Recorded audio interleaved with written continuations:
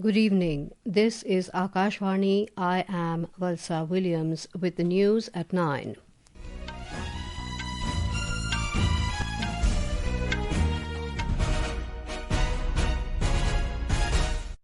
The headlines. Prime Minister Narendra Modi launches several development projects worth over 9,700 crore rupees in Gujarat to mark 150th birth anniversary of Bhagwan Birsa Munda. Prime Minister reaffirms government's resolve to end injustice faced by tribal communities and provide them benefits of development. Leaders of National Democratic Alliance start discussions for government formation in Bihar.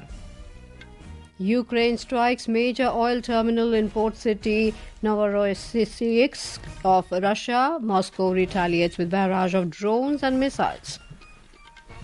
Indian Grandmaster Arjun Erigaisi storms into quarterfinals of FIDE Chess World Cup, defeating two-time champion Levon Aronian in Goa.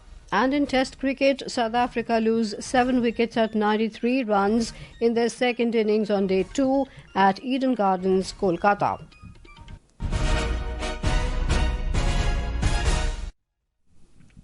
Prime Minister Narendra Modi reaffirmed the government's unwavering resolve to end the injustices faced by tribal communities and ensured that the benefits of development should reach them. He asserted that tribal welfare has always been the highest priority for their government. Mr. Modi made these remarks while launching development projects worth over 9,700 crore rupees in Dediapara town of the tribal-dominated Narmada district of Gujarat this afternoon. These projects were launched on the occasion of Janjati Gaurav Divas, marking the 150th birth anniversary celebration of legendary tribal leader and freedom fighter Bhagwan Birsa Munda. Addressing a gathering, he said tribal pride has been an integral part of India's consciousness for thousands of years. जनजातीय गौरव हजारों वर्षों से हमारे भारत की चेतना का अभिन्न हिस्सा रहा है। जब जब देश के सम्मान, स्वाभिमान और स्वराज की बात आई, तो हमारा आदिवासी समाज सबसे आगे खड़ा हुआ। हमारा स्वतंत्रता संग्राम इसका सबसे बड़ा उदाहरण है। आदिवासी समाज से निकले कितने ही नायक नायिकाओं ने आजादी की मशाल को आगे बढ़ाया। The Prime Minister stated that the government is working with a comprehensive approach to address every aspect of tribal life. He informed that the number of minor forest produce items has been increased from 20 to nearly 100 and the MSP on forest produce has been raised. He emphasized that the country cannot forget the contribution of tribal society in the freedom movement. हमारी अगली पीढ़ी को पता होना चाहिए कि मेरे आदिवासी भाई बहनों ने हमें कितना बड़ा तोहफा दिया है, आजादी दिलवाई है। और इसी काम को जिंदा करने के लिए, आने वाली पीढ़ी को स्मरण रहे इसलिए देश में कई ट्राइबल म्यूजियम बनाए जा रहे हैं। यहाँ गुजरात में भी राजपीपला में ही 25 एकड़ विशाल ट्राइबल म्यूजियम के लिए जमीन पर बहुत बड़ा म्यूजियम आकार ले रहा है। Earlier in the day, Mr. Modi visited the under-construction bullet train station in Gujarat's Surat to review the progress of the Mumbai-Ahmedabad high-speed rail corridor. The Prime Minister landed at the Surat airport in the morning and reached the Anthrauli area where a bullet train station is under construction. Later in the evening, addressing the Bihari community living in Surat, Gujarat, Mr. Modi expressed gratitude to the people of Bihar for giving the NDA a historic victory in assembly elections. He said now Bihar is showing readiness to reach new heights of development, which has been seen in this election.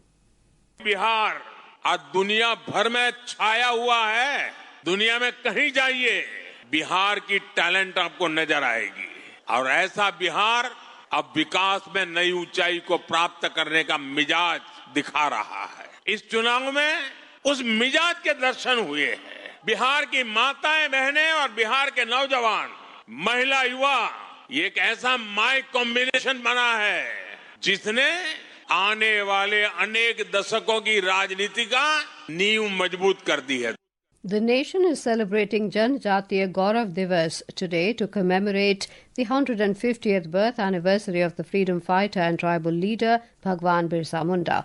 The centre has marked 15th November as Janjati Gaurav Divas, recognizing the importance of keeping tribal history alive. Over the years, this observance has expanded into Janjati Gaurav Week, celebrated across ministries and states with cultural programs, exhibitions, and educational activities that bring the legacy of tribal heroes to life.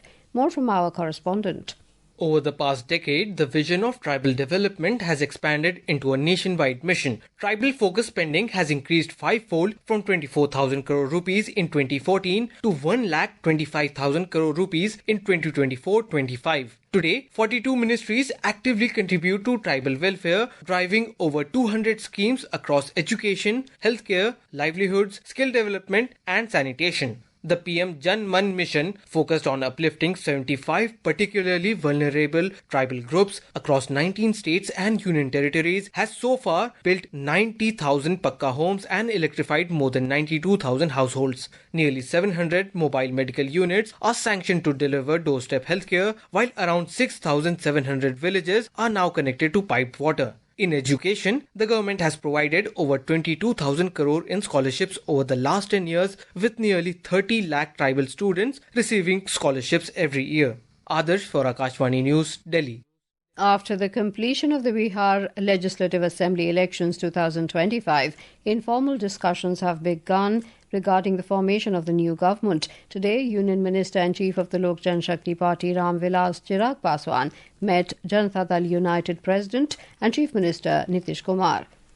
Talking to media in Patna, Mr. Paswan said several issues were discussed with the Chief Minister. Several newly elected MLAs and senior leaders are reaching the Chief Minister's house to congratulate Mr. Kumar about the landslide victory of the NDA in his leadership. Meanwhile, regarding the process of government formation, BJP State President Dr. Dilip Jaiswal said everything will be finalized within 2 days. He said the BJP's central leadership will make the decision. In Kerala, the all-party meeting convened by Chief Electoral Officer Ratan U. Kelkar regarding the SIR was held in Thiruvananthapuram today. Chief Electoral Officer Kelkar said that 85% of the enumeration forms have already been distributed in Kerala. Although the distribution of forms in urban areas is progressing slowly, he urged that the assistance of BLOs should be ensured for the distribution of enumeration forms. The CEO also stated that a special drive will be conducted for those who have not yet received the forms. In Jammu and Kashmir, 9 people lost their lives in an accidental explosion at Naugam police station last night. J&K DGP Nalin Prabhat said the deceased include 1 personnel of State Investigating Agency, 3 personnel of Forensic Science Laboratory team, 2 crime scene photographers, 2 revenue officials who were part of the magistrate's team, and 1 tailor associated with the team. Addressing the media in New Delhi, Home Affairs Joint Secretary J&K Division Prashant Lokhande said the explosion occurred while processing a huge cache of explosive substances and chemicals recovered during the investigation of a terror module. The cause of the accident is being investigated. However, any other speculation into the cause of these incidents are unnecessary. The government stands in solidarity with the families of the deceased in this hour of grief. The Delhi Metro Rail Corporation has said that gate number 2 and 3 of the Lal Killa metro station are now open for commuters. In a social media post, it said all other stations are functioning normally. The Lal Killa metro station was earlier closed after the blast in a car near Red Fort in Delhi on Monday. Delhi police has also reopened the Netaji Subhash Marg for regular traffic. This is Akashvani giving you the news. For quick news updates round the clock, follow us on our X handle at AIR News Alerts. And for details of these stories and more, log on to our website www.newsonair.gov.in and download News on AIR app. Welcome back. You're with us on the news at 9. The Affordable Medicines and Reliable Implants for Treatment Amrit initiative completed 10 years today.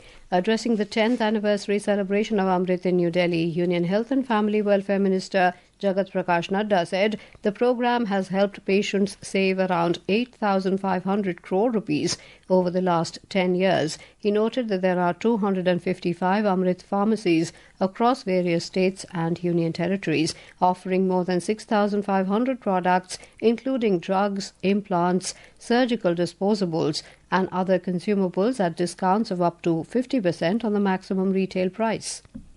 It is one of the good efforts by the public sector which has been done by HLL. I am told that now we have got 255 pharmacies. I am very happy to note that we have done a good job. A long journey has been covered. But I would like to also throw a challenge to Madam Thampi that we should, time you specify, but within a limited period, but we should double the number. During the event, Mr. Nadda inaugurated 10 new Amrit outlets across the country and outlined a vision to expand the network to 500 outlets, aiming to improve affordable access to essential medicines and medical supplies for patients. The Indian Air Force will participate in the 8th edition of the bilateral air exercise Garud 25 in France from tomorrow. IAF will conduct this exercise with the French Air and Space Force till the 27th of this month.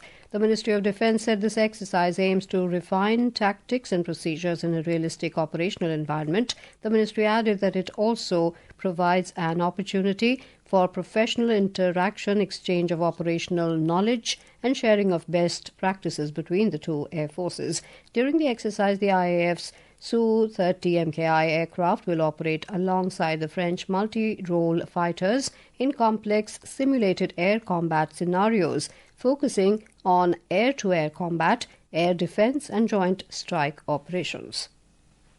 Ukraine struck a key oil terminal in the Russian port city of Novorossiysk overnight, triggering a fire and damaging key infrastructure even as Russian strikes rained down on Kiev. The Ukrainian General Staff said the strike damaged valuable infrastructure at the port and oil terminal, along with a launcher from Russia's S-400 air defense system. The Russian governor of Krasnodar Krai, Veniamin Kondratiev, confirmed the strike, saying fragments of downed Ukrainian drones had hit the oil depot. He added a state of emergency has been declared. Russia's defense ministry said it had intercepted a total of 216 Ukrainian drones overnight. Grandmaster Arjun Erigaisi became the first Indian player and second overall to qualify for the quarterfinals of the FIDE Chess World Cup 2025 by defeating two-time World Cup champion Levon Aronian with the black pieces today in Arpura, Goa. Pentala Hari Krishna, the only other Indian besides Arjun to reach round 5 of the World Cup, has drawn his second classical game against Jose Martinez following a draw in the first match as well. In men's cricket, South Africa ended day 2 of the first test match against India at 93 for 7 in their second innings at Eden Gardens, Kolkata. Temba Bavuma on 29 and Corbin Bosch on 1 were at the crease when stumps were drawn this evening. South Africa are leading by 63 runs. Earlier today, India were all out for 189 in their first innings. KL Rahul scored 39 and was the highest run scorer for India in the first innings. The Indian Meteorological Department has said the cold wave conditions will prevail over Chhattisgarh, East Rajasthan, Jharkhand, Maharashtra, Madhya Pradesh, Marathwada and Uttar Pradesh tomorrow.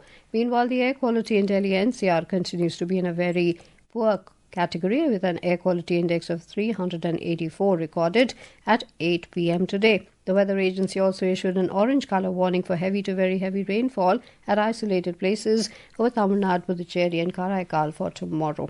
And now before we end the bulletin, the headlines once again. Prime Minister Narendra Modi launches several development projects worth over 9,700 crore rupees in Gujarat to mark the 150th birth anniversary of Bhagwan Birsa Munda. Prime Minister reaffirms government's resolve to end injustice faced by tribal communities and provide them benefits of development.